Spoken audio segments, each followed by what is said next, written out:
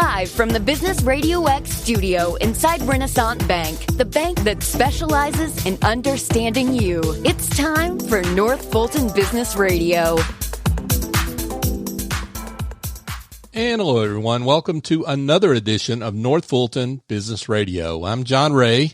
We're coming to you virtually. We're not in our normal spot there in Renaissance Bank on Windward Parkway in Alpharetta, but we're really high on the bankers there at Renaissance who remain working throughout this pandemic, and they've done a great job for small businesses, and we know that personally from some of the folks that we work with. So if you need a more personal experience for your small business, go check them out. RenaissanceBank.com will lead you to locations across the South, over 200 of those locations, and they're happy to see you. You just need to make an appointment ahead of time. So check them out, Renaissance Bank. They're awesome, and can't say enough good things about their people. Renaissance Bank, understanding you, member FDIC. Now I want to welcome Dave Boss, and Dave is managing partner with the operations group. Dave, welcome. Good morning, John. Thanks for the opportunity. Great to be with you this morning. It's great. How you doing? I'm doing great. It's great to be with you, and I've been looking forward to this because I'm going to learn something today. But for those that don't know you, don't know the operations group, why don't you describe a little bit about what you do and how you help folks out there? Very good. So the operations group is a consulting firm, and what we do very simply is we help companies improve profits by focusing on the four most important factors in operations, being safety, quality, cycle time, and productivity. And we use a range of methods that we're going to talk about today, maybe, including Lean and Six Sigma, to help companies improve their profitability. Cycle time. Why don't you define that for those that don't know that term? Okay. If you've ever ordered a shirt from Land's End or LL Bean and you get the notice that it's back ordered and it's going to take 2 weeks, that's an example of cycle time. So it's anything that doesn't let you ship the product that day.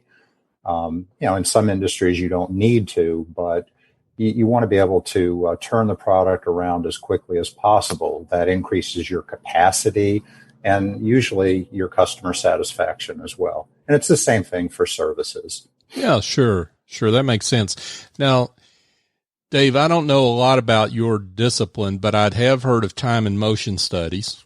And those have been around a while, I know. So is that what we're talking about here, or how does that fit into the work that you do? Well, certainly time and motion studies were, a predecessor, the grandfather of what I'm going to be talking about today. Around the turn of the century was when industrial engineering was first conceived, and some of the more famous people you would have heard of. You and I are probably even not old enough to have seen the original movie Cheaper by the Dozen, which was the story of Frank and Lillian Gilbreth, who had 12 children, and they applied time and motion studies to raising their family. But there was a remake in 2003 with Steve Martin and Bonnie Hunt that you may be more familiar with. But that family was considered some of the fathers of industrial engineering. Henry Ford, Frederick Winslow Taylor are some of the more famous people.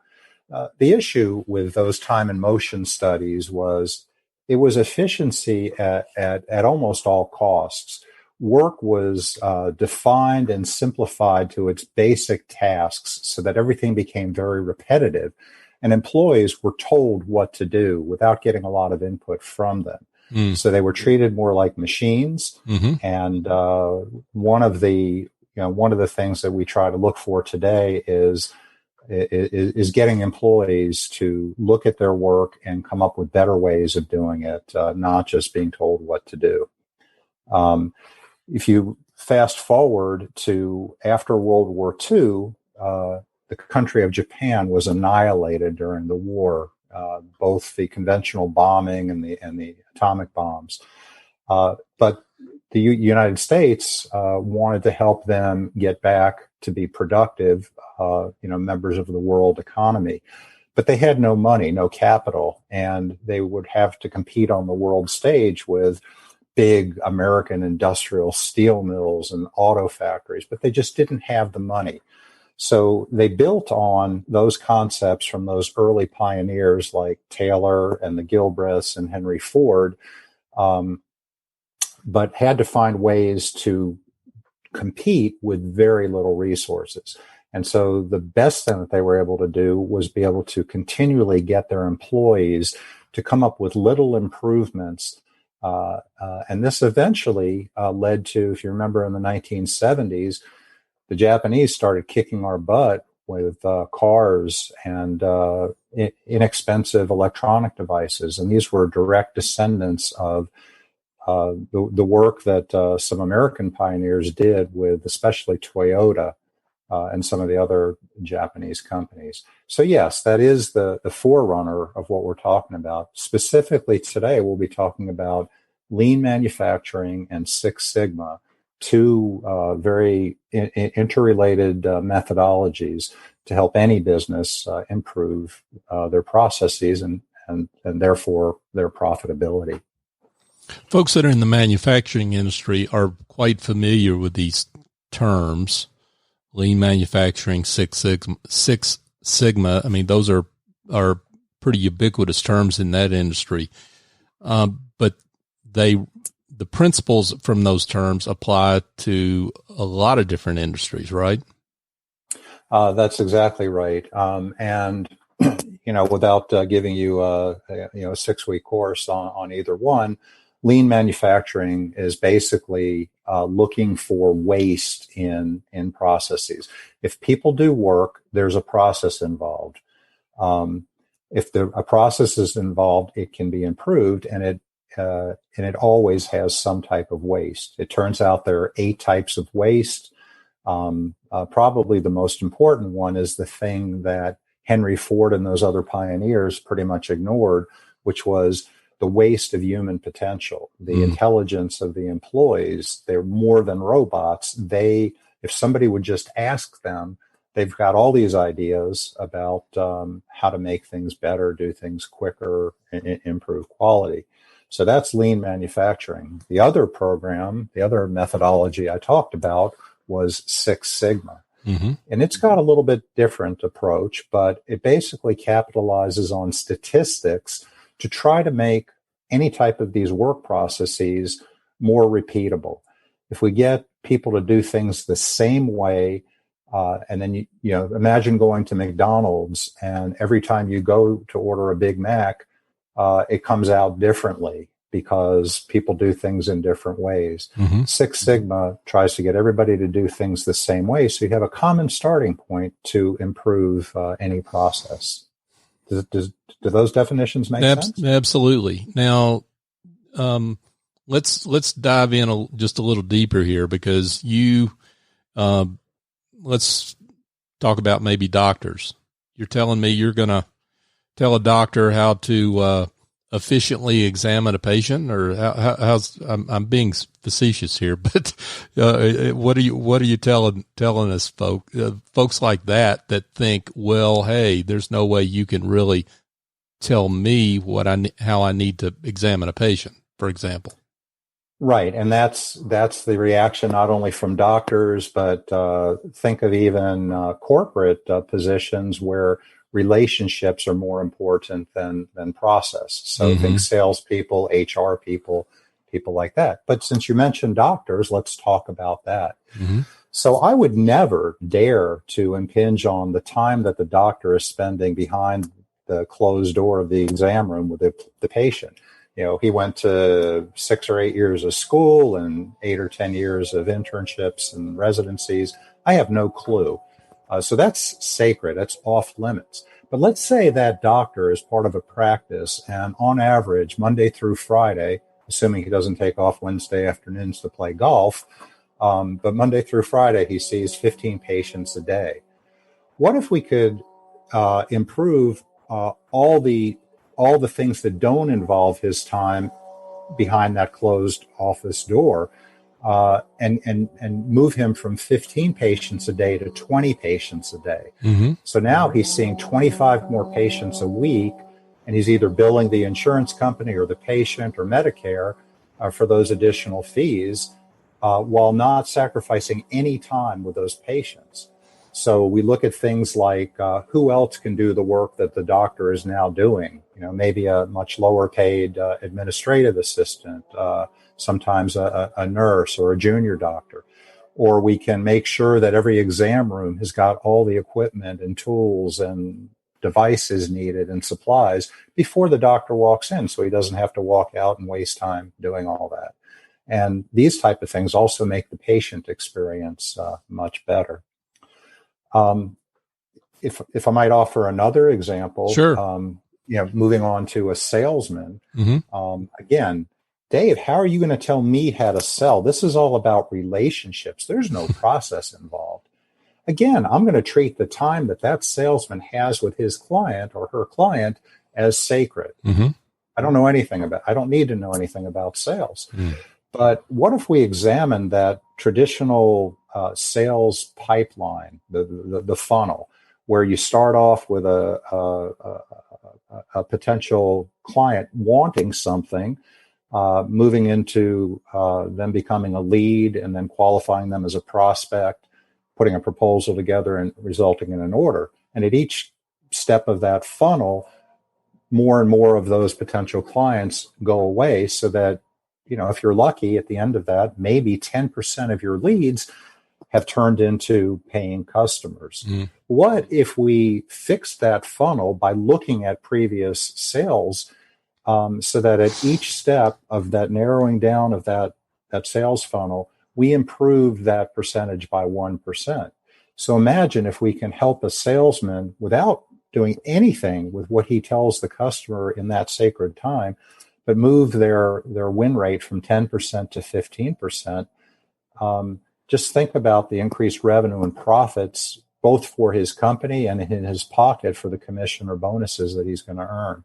So when I can explain things to people in terms that affect their pocketbook, usually that resistance starts to melt away a little bit.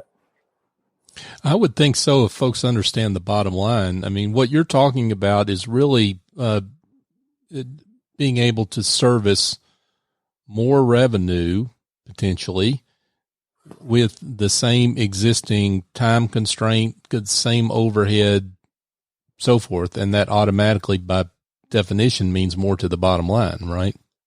It does. I mean, sometimes there may be an investment required, but always, if an investment required, we put a business case together to show an ROI, a return on investment for that money. And oftentimes, it's not with the same overhead. Since we're looking for waste, a lot of times we can do things with less overhead. One of the keys to success in what I'm going to explain as a cultural transformation in most companies is, employees think about process improvement, reducing costs and all that, and they worry about their jobs. So leading companies that embrace this make a commitment to their employees when these programs start, that if you participate and give us your brain power in making things better, we'll promise you're not going to lose your job based on this activity. Now, I can't promise you that COVID's not going to come around and you'll lose your job for that, sure, but it's not going to be for making things better.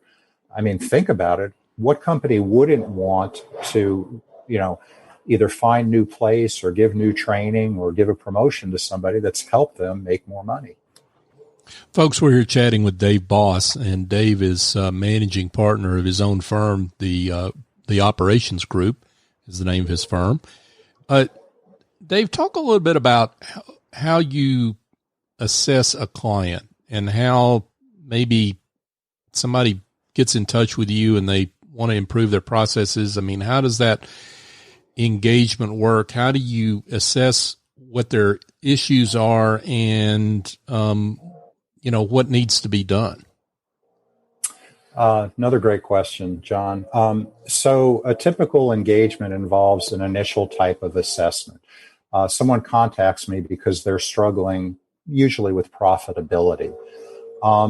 And believe it or not, although I'm not an expert in almost any of the industries that I go into, I've been able to provide great value in a range of industries, ranging from large mechanical equipment, hand lotions and consumer packaged goods, microprocessors, a window and door manufacturer, and a range of other types of companies. What I bring to the table is this understanding of process, understanding of a wide range of tools for collaboration with employees, documenting their processes, and helping them think of better ways to do their work. So I'll come in, but even without that knowledge of that particular industry, if it's new to me, usually I've probably got some ideas within a day or two of how to improve things. But that's not the trick. The trick is, I don't mean the trick, I mean the key to making this work is you have to bring the employees along with you on this journey, this cultural transformation. So it's not good for a consultant to come in, you get the thing, well, what the heck do you know about my business? You've been here for a day, are you a genius? And I'm far from that, but we do things like get together cross-functional teams of employees from all disciplines to try to agree on how work is done today. Now that sounds really strange. So let's say we're trying to improve a purchasing process to get materials or products into the company faster and more economically. Why would I possibly invite a salesman or an HR person to participate in trying to fix that?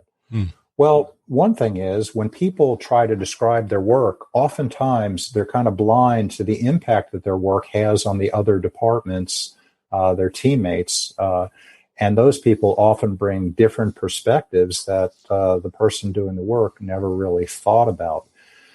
It's a great team building exercise. About 2 years ago, we had a project at an Atlanta-based manufacturer called Tenkata. They're the company when you're driving down the road and you see the orange construction fencing to keep the dirt from coming into the street. That's one of the many products they make. One of the people that we invited to this 8 or 10 person team to fix a customer service process was a sales guy. I don't have time for this. Why in the world am I coming to this particular thing? I need to be out in front of my customers selling. Long story short, after this process of trying to document the customer service process from the time it's handed off until the customer was happy and paid the bill, was this person left that exercise with aha moments, epiphanies. No wonder it takes me 3 days to get to get a quote from you. I'm going to stop yelling now. I understand. I didn't realize all those things you had to do for me to receive that quote. And it happens in the other direction as well. So in order to find out what's going on in the company, it's a combination of looking and asking a lot of stupid questions and getting the right people across the company to tell us what's going on in the company, and later work with them in trying to come up with better ways of doing things. I was going to say that I really wanted to interject because you really made a couple of great points, and I hope I can do justice to them. I mean, one is that it's so important how you approach the client, because your client is not just the executive maybe or the owner of the business who hired you. Your client is really the entire group of employees, because you need their cooperation to make it work, because you're it's not just a negative thing, it's a positive thing. You want their collective brain power because they can contribute to this effort, and that's a really important point I think you're making there. Yeah, you're absolutely right. And just because I'm careful about bringing them along doesn't mean it always works. I had a client about 3 years ago in Kennesaw in the Atlanta area, and they were a manufacturer of aircraft parts, serving companies like Boeing and Martin Marietta, those types of companies. Had great sessions with the employees, getting their ideas, bringing them to the table. But when we presented them to management, it was a privately owned company. The leadership team embraced it, at least the CEO and the COO. But over the ensuing week or so, the other managers were able to convince them, why do we need to do anything? This is an outsider. Everything's fine. And, my question to him was, well, if everything's fine, why has your profitability come down? Why have your employees come up with all these ideas? But because for whatever magic reason, I couldn't crack that code of bringing those employees along, what ended up happening was they were able to talk the leaders out of making change. And as you probably realize, human nature is very resistant to change. You've heard of things like not in my backyard, not invented here. Mm-hmm. That's for a reason. Usually when I go into a customer, I find 10 or 15% of the employees are ready for change. They're so excited that somebody's finally asking their opinion. Mm. About 20% are naturally resistant. They're not going to let you do anything. They feel like they're so valuable that they don't have to change despite the problems in the company. And then everybody in the middle is taking a wait and see approach. Mm-hmm. So it's very important to begin working with those people who are embracing change to show some early successes. And it's amazing that when people see what's going on, it's not just making more profit, it's making the jobs easier for people. If they're doing manual labor, better ergonomics so they don't have a backache when they go home. Mm. And I was, as an employee, leading a company down in Florida a few years ago. We implemented this lean manufacturing in a particular factory. And after just a few days, it was a pilot program in one department. We had employees from other departments. Why don't we get to make these changes in our departments as well? Mm. So rather than shoving this down their throat, they saw these early successes and how their coworkers were benefited as well as the company, and it made the transformation much easier. Folks, we're here with Dave Boss, and Dave is with the operations group. He's a business process expert. Dave, talk about the kind of clients that you work with. I mean, we've talked about manufacturing, but maybe you can be specific about the clients that are best fits for you. So really, as hopefully you've gotten a little appreciation for, these methods and techniques, work across almost any companies and industries. But, there is a limit to my experience. And although I have worked in, those different manufacturing concerns I've mentioned before, I've also been in an insurance company and a finance and accounting department and many others. But for me, that ideal client is they're either producing a product or they're doing service, meaning they're dispatching their employees to customer locations or doing work in their own facilities. Typically they're got revenue of 100 million to $1 billion. But and so sometimes I have to say no when a customer approaches me. But the nice thing is I intentionally keep a very broad network of people who I'd consider experts in their own fields. So, for example, I've got a good friend who I've referred a number of times, and he has a sales consulting company.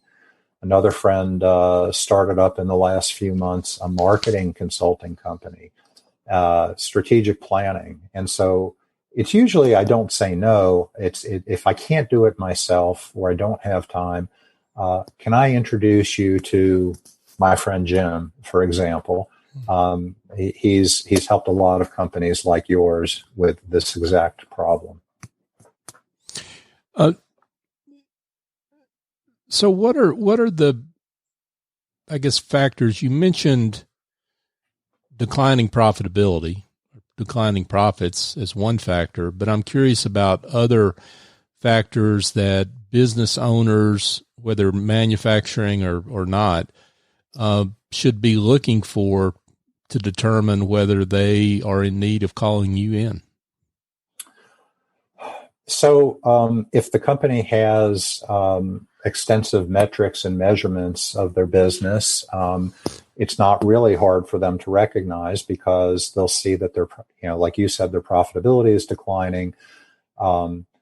Their on-time delivery percentage is going down. In other words, they're not shipping. It used to take 6 weeks to make a delivery. Now it's 8 weeks, even pre-COVID. If they're less sophisticated in terms of the amount of measuring that they're doing, perhaps with a smaller company, there's a lot of visual. The workplace is disorganized. People are walking around a lot. One exercise that the business owner or the executive can do on their own is go out onto the floor, whether it's factory or even in a white collar environment where people are doing computer and paper processes, and stand in one place for an hour and just look around. So using a factory as an example, the only time in the ideal situation that an employee should be walking around is he needs a break. He wants to get a Coke. If he's still a smoker, he wants to go outside and get a cigarette, needs to go to the bathroom, needs to make a phone call. But I said needs, and it's the employee's decision that he wants to get up, get away from the workplace for that purpose. He shouldn't have to walk to go find tools, go find spare parts, go get better instructions to do the work.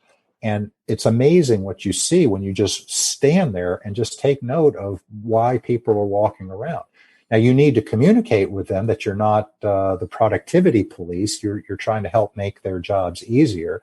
So you're sure to ask them, why are you walking? This is not punishment. This is, this is getting your ideas for how could we help you to stay at your workplace if that's what you want to do at that particular moment.